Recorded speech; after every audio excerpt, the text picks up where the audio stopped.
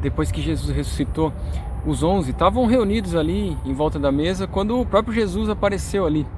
Ele censurou, repreendeu ali a incredulidade deles, né, que não tinham dado crédito aos que avisaram que Jesus estava vivo, tinha ressuscitado.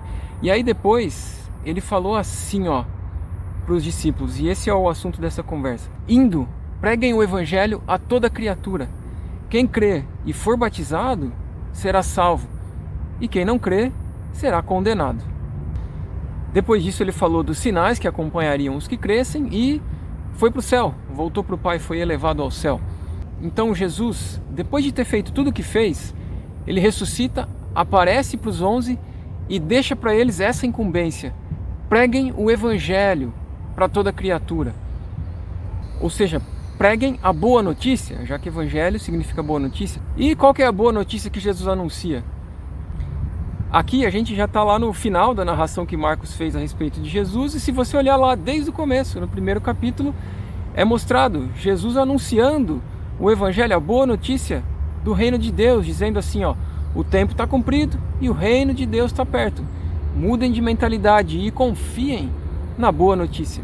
Então a incumbência que foi deixada para os 11, e se você se identifica também recebendo isso, é anunciar a boa notícia que Jesus anuncia, que é a do reino de Deus, acompanhada do arrependimento, da mudança de mentalidade, para que ele seja de fato seu rei, ou seja, para que ele te governe, como a gente já falou em outros vídeos. Então percebe assim, ó, é uma coisa completamente alcançável, possível de se fazer e simples num sentido, porque você vai anunciar aquilo que Jesus anuncia, essa boa notícia que está claramente trazida por ele, e também aquilo que ele te fala no dia a dia. Quer dizer, se você mesmo está buscando o reino de Deus, se você busca ser governado por ele cada dia, você vai pregar, você vai anunciar essa maneira como Deus se relaciona com você e a maneira como ele te governa. Você compartilha isso, você disponibiliza isso para toda criatura. Então, tá vendo? Para pregar isso, não é preciso ser um grande pregador, como se está acostumado a dizer, um sábio e entendido, né, que vai trazer as revelações por causa disso. Na verdade, certa vez o que Jesus falou para o Pai foi isso aqui, ó: Pai, eu te dou graças a você que é o Senhor do céu e da terra, porque você ocultou essas coisas dos sábios e entendidos e revelou para os pequeninos. E outra coisa bem importante de entender é que Jesus falou então para pregar, para anunciar a boa notícia. E estamos falando aí do reino de Deus. Ele não falou para anunciar uma lista de coisas que você cumpre para você ser classificado como um salvo, entendeu? Tipo, você faz essas coisas aqui e você vai para o céu. Ele falou: anuncia a boa notícia. Quem crê, ou seja, quem confiar, quem for fiel à boa notícia do reino de Deus e for batizado, esse vai ser salvo. E inclusive também é legal notar que salvo tem mais de um sentido nessa palavra original lá do grego, que pode ser resgatado, curado, enfim, e pode ser salvo do que? De diversas coisas, ou resgatado de diversas coisas, talvez resgatado dos males desse mundo, resgatado realmente para viver no céu eternamente, ou enfim. Mas o ponto é a boa notícia do reino de Deus ser anunciada e a pessoa crer nisso, ela ser fiel a isso, ela andar, viver confiante nisso, que também não é uma coisa pontual, como um checklist assim que você faz uma vez. Você anda nisso, você confia, você é fiel à boa notícia que Jesus traz. E até como consequência disso, você decide ser batizado.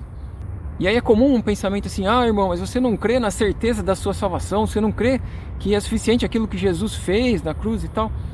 Aí eu digo assim, ó, aquilo que Jesus fez e que o Pai fez enviando Jesus é pleno, é perfeito, porque Deus amou de um jeito que Ele deu o Filho dele, para que quem crê nele não pereça, não seja destruído, mas tenha a vida eterna. E quem não crê já está condenado.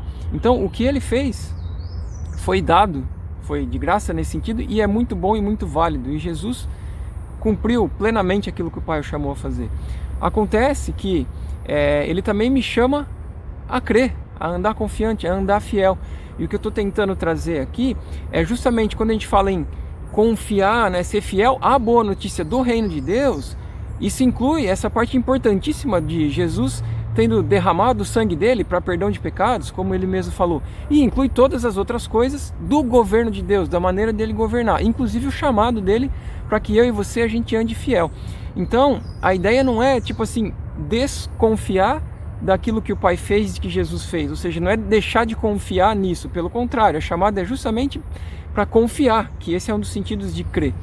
Agora, o ponto é a gente não andar numa falsa certeza que me leve mais a andar um pouco mais distante daquilo que Deus me chama, ou andar menos alinhado, ou andar muito, sei lá, confortável demais, achando que de uma vez por todas eu já fiz umas coisas ali, cumpri uma lista e está tudo certo, entende?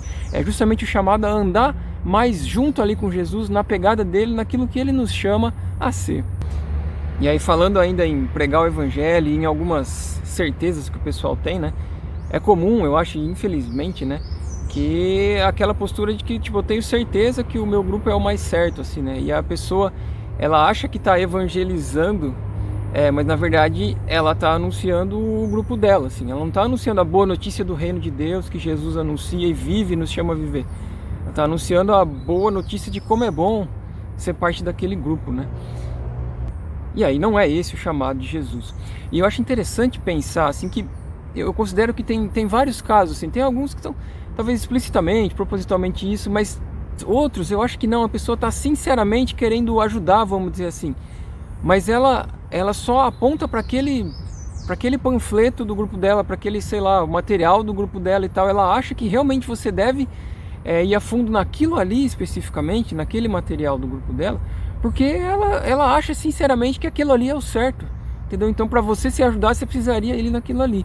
Quer dizer, é uma coisa que tem raiz ali, que está, né, enraigada ali meio que na mente, mas que com certeza é possível mudar também. Afinal, Jesus falou, mudem de mentalidade, que o reino de Deus está perto, e é justamente essa a boa notícia. Por isso que a gente deve mudar de mentalidade cada vez para ir sendo governado por ele, né? E é isso também, que é essa abertura, né, em mudar de mentalidade, buscando o governo de Deus, hein? Buscando isso, é essa abertura que acaba evitando a gente cair naquele erro que é muito comum, eu acho, nesses casos que eu falei aí, que é tipo, a pessoa vem te evangelizar, mas não está disposta a ser evangelizada. Quer dizer, não tem essa abertura, ela só quer falar para te chamar para aquilo que é tão bom no ponto de vista dela. E então, o chamado aqui não é só para tipo, ficar falando que pessoas fazem assim e os outros, mas é justamente um incentivo para eu e para você, né? Olhar para dentro de nós mesmos, para ver também quais mudanças cabem a nós, para a gente ser governado por Deus e mais governado, talvez em assuntos que o reino dele ainda não nos alcançou, a gente ser alcançado por ele, a gente buscar esse reino de Deus e viver o que é justo para ele. E é comum também aquele pensamento, não, eu não chamo para ir para o meu grupo, eu falo para a pessoa ir onde ela se sentir melhor. Aí eu quero dizer assim, isso ainda está no âmbito de lugares, né?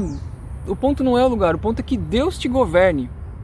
Se você vai estar num lugar, no outro, se você não vai estar num ou no outro, é consequência daquilo que Deus considera melhor você viver.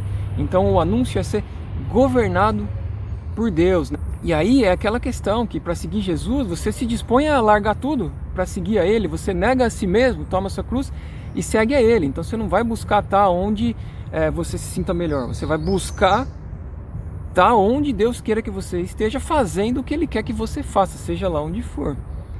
E outra coisa a perceber também, que Jesus fala, indo, preguem o evangelho, preguem a boa notícia, né, para toda criatura. Então, o que eu falei ali, a incumbência, a ordem ali, o chamado de Jesus é para pregar, anunciar essa boa notícia. Não é exatamente ide, né, porque está escrito indo ali, não ide. Então, esse é o chamado, para você pregar enquanto você está indo, né? Por que eu estou falando isso, né? Porque às vezes pode acontecer, né, de alguém entender que a ordenança aí é o ide, e aí ele vai, mas o ponto não é somente ir, é indo fazer aquilo que Jesus te chama a fazer. Não adianta ir, né, achando que está cumprindo um id, mas não fazer o que ele te chama a fazer, né? Se você vai para algum lugar e não faz aquilo que ele te chamou a fazer, você continua não cumprindo o chamado de Jesus, né? E até dá para pôr um exemplo aqui do próprio Jesus falando com escribas e fariseus, né? Ai de vocês que, né, percorrem aí céu e terra, enfim, muitos lugares, para fazer um prosélito, e aí vocês o tornam 2 vezes mais filho do inferno, como é traduzido, né? Que na verdade a palavra ali no original é Guena, que significa resumidamente um lugar de fogo, que pode ser para destruição. Então assim, eles tinham um esforço, né? Percorriam ali e tal, mas para fazer prosélitos, né? Para fazer adeptos do grupo deles, e não para anunciar o governo de Deus, para disponibilizar para as pessoas aquilo que você tem vivido com Deus e você pode compartilhar com os outros, né? Bom, e se você chegou até aqui, é provável que você queira dar uma olhada também nesse outro vídeo que vai aparecer aqui na tela, a respeito de Jesus chamando os discípulos a serem pescadores de homens e sobre o reino dos céus, que é como uma rede. Falou!